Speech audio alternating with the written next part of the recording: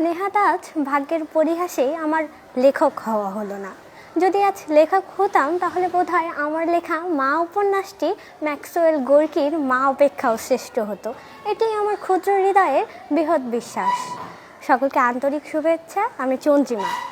আজ যখন আমার মা সম্পর্কে আমায় বলতে বলা হলো তখন যে আমি কিছুটা ভীত হইনি তা কিন্তু মোটেও নয়। আমার মা ভদ্রমহিলা সম্পর্কে যাই বলা হোক না কেন তা যেন সব ক্ষেত্রেই কম হয়ে যায়, এটি নিয়ে আমি ভীষণই ভীত ছিলাম। আমার মতো অগোছালো বেখেয়ালি মেয়েটির হাজারো আবদার পূরণ করে আমার মা যেন দিন শেষে মোটেও ক্লান্ত হয়ে যায় না, বরং আমার মায়ের চোখে দেখি আমি আগামীর আশ্বাস, আমার প্রতি এক অনন্য আত্মবিশ্বাস। আমি মনে করি এবং আমি বিশ্বাস করি পৃথিবীর প্রত্যেক মাই একজন যোদ্ধা।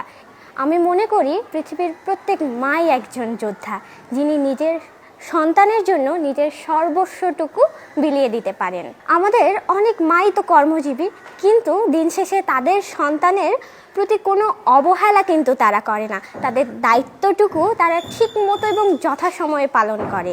এ পর্যায়ে যখন আমি কথা বলার ক্ষেত্রে ভীত কিংবা আমার মনে যখন কোনো ভীতি কাজ করছে, ঠিক তখনও যেন আমার মায়ের মৃদু আশ্বাস, তার কণ্ঠস্বর আমার চারিদিকে এক আশ্বাসের দেয়াল তৈরি করে রেখেছে, যা আমাকে প্রতি মুহূর্তে সাহস যোগায়। সবশেষে কিছু কথা আমার মায়ের জন্য।